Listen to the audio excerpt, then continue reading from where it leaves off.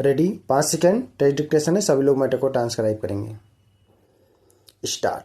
अध्यक्ष महोदय, पाकिस्तान ने हथियारों का जो जखीरा जमा किया है वह किसी नेक नियति से नहीं किया है। हम इस पड़ोसी की नीयत पर कभी विश्वास नहीं कर सकते। इतिहास गवाह है कि जब जब हमने उस पर भरोसा किया तब तब उसने हमारे भरोसे का खून किया है। निम्न सदन में विपक्षी दलों की ओर से कई बार यह पूछा गया है कि भारत को राफेल फाइटर विमान क्यों चाहिए। मैं समझता हूं कि इस बात का जवाब हमारे पड़ोसी ने F-16 विमान खरीद कर दे दिया है। हमारे इस पश्चिमी पड़ोसी ने स्पष्ट कर दिया है कि हमें राफेल की आवश्यकता क्यों पड़ी। मैं एक बात और स्पष्ट कर देना चाहता हूं कि भारत अपने पूर्वी पड़ोसी चीन के साथ एक और युद्ध सहन नहीं कर सकता। भारत के माथे पर पिछली बार हार का जो काला टीका लगा था वह आज तक मिट नहीं सका है। हम उसे भुला नहीं सकते हैं। उस युद्ध के कारण हमारा देश 10 वर्ष पीछे चला गया था। इस बात को हमें भूलना नहीं चाहिए। आज भारत की स्थिति क्या है? चीन एक महाशक्ति बन चुका है। उसके पास बड़ी संख्या में परमाणु हथियार हैं। पाकिस्तान के साथ हमारे 4 युद्ध हो चुके हैं। पिछले कुछ वर्षों से कश्मीर में जो कुछ हो रहा है उसकी वास्तविकता से हम अपना मुंह नहीं मोड़ सकते। अब तक सेना के हजारों जवान शहीद हो चुके हैं। सैकड़ों निर्दोष जनता अपने प्राण गंवा चुकी है और हमारे देश के अरबों रुपए आतंकवाद से निपटने में खर्च हो चुके हैं। मैं यह समझता हूं कि यह अत्याधुनिक विमान खरीदने के लिए सरकार द्वारा ठीक समय पर लिया गया निर्णय है। यह निर्णय देश की सुरक्षा को ध्यान में रखकर लिया गया है। आत्मनिर्भरता को सामने रखकर लिया गया है। कुछ देश हमें एक महाशक्ति के रूप में नहीं देखना चाहते हैं, इसी कारण वे परेशान हैं। लेकिन हम अपने देश की सुरक्षा को ताक पर नहीं रख सकते। अध्यक्ष महोदय, चुनाव के बाद पहली बार सदन में बोलने के लिए खड़ा हुआ हूँ।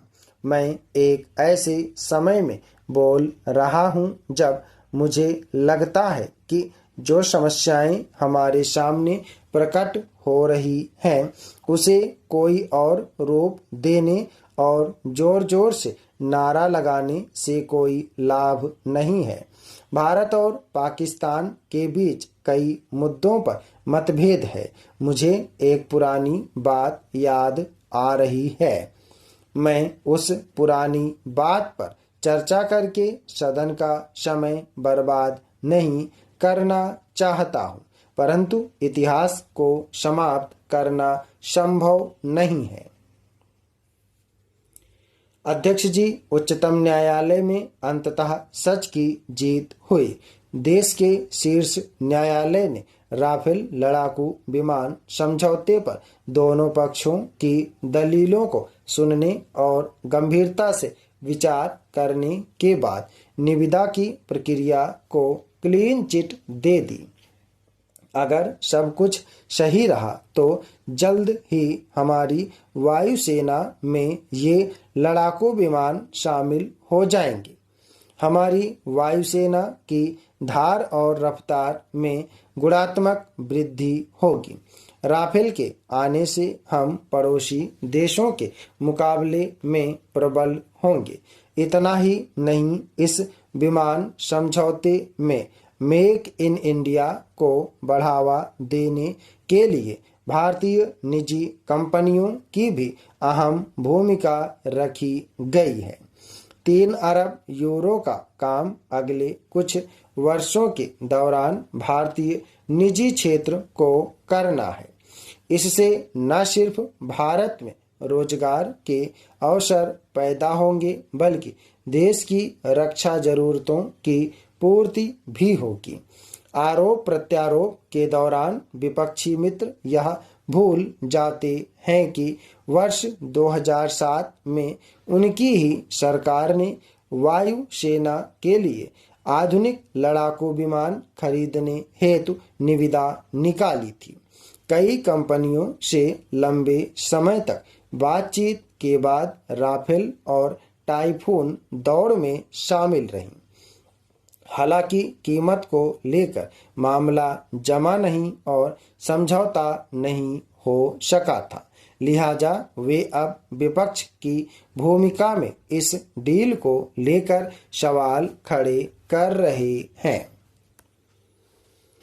महोदय, मैं सदन को यह बताना चाहता हूं कि वर्तमान में भारतीय वायुसेना का मुख्य लड़ाकू विमान सुखोई रूस से खरीदा गया है। रक्षा मंत्रालय का मानना है कि राफेल की खासियतें उसे सुखोई से ज़्यादा कारगर बनाती हैं। राफेल सुखोई के मुकाबले काफ़ी छोटे क्षेत्र में गुलाटी मार सकता है। इसके मुकाबले राफेल की रेंज 1.5 गुना ज़्यादा है। राफेल लड़ाकू विमानों को चुने जाने के बाद भी ये डील कई सालों तक कीमतों की पेंच और विवादों की वजह से फंसी रही। भारतीय वायुसेना ने कई विमानों के तकनीकी परीक्षण और मूल्यांकन के बाद वर्ष 2011 में राफेल और टाइफून के लिए सहमति दे दी थी। इसके बाद वर्ष 2012 में राफेल को न्यूनतम मूल्य के आधार पर फाइनल करने पर बातचीत शुरू हुई। इसके बाद भी कीमतों और समझौते की अन्य शर्तों की वजह से वर्ष 2014 तक डील तय नहीं हो सकी थी। अब जबकि हमारी सरकार ने इसे अंतिम रूप दे दिया है, तो बेवजह विवाद खड़ा करके हमारे विपक्षी मित्र इस विमान से सेना को महरूम कर देना चाहते हैं। मुझे लगता है कि चुनाव आने वाला है और विपक्षी मित्रों के पास जनता के सामने जाने के लिए कोई मुद्दा नहीं है, इसलिए वे इस सौदे को मुद्दा बनाकर जनता को भ्रम में डालना चाहते हैं। दरअसल प्रमुख विपक्षी पार्टी के नेता को लगता है कि जिस प्रकार बोफोर्स ने तत्कालीन विपक्षी दल को प्रधानमंत्री की कुर्सी तक पहुंचा दिया था, वैसे ही वे राफेल पर विवाद खड़ा करके अपनी इच्छा पूरी कर लेंगे। लेकिन मैं उन्हें यह बताना चाहता हूं कि हमारी सरकार उन्हें जनता को बहकाने का कोई मौका नहीं देगी। हम जनता के बीच जाकर आपके द्वारा फैलाई गई सारी भ्रांति पर प्रकाश डालेंगे और उन्हें सच से अवगत कराएंगे। आपने मुझे सदन में चल रही चर्चा में भाग लेने की अनुमति दी, इसके लिए मैं दिल की गहराइयों से आपका आभारी हूँ और अब मैं अपनी बात को यहीं पर समाप्त करता हूँ। अध्यक्ष महोदय, आपने मुझे सदन में वित्त प्रबंधन बिल पर चल रही चर्चा में भाग लेने की अनुमति प्रदान की है, जिसके लिए मैं आपका आभारी हूँ। यदि हम बैंकिंग व्यवस्था के इतिहास में जाएं तो पता चलता है कि आज से कई हजार वर्ष पहले भी विश्व के अनेक देशों में बैंकिंग का कार्य होता था। इतना अवश्य था कि बैंकिंग के प्रारंभिक काल में आज की तरह बैंक नहीं थे। यह कार्य साहूकारों आदि द्वारा किया जाता था। स्टॉप। धन्यवाद। सभी लोग मैटर को ट्रांसक्राइब करेंगे 100 शब्द प्रति मिनट की स्पीड से हैं।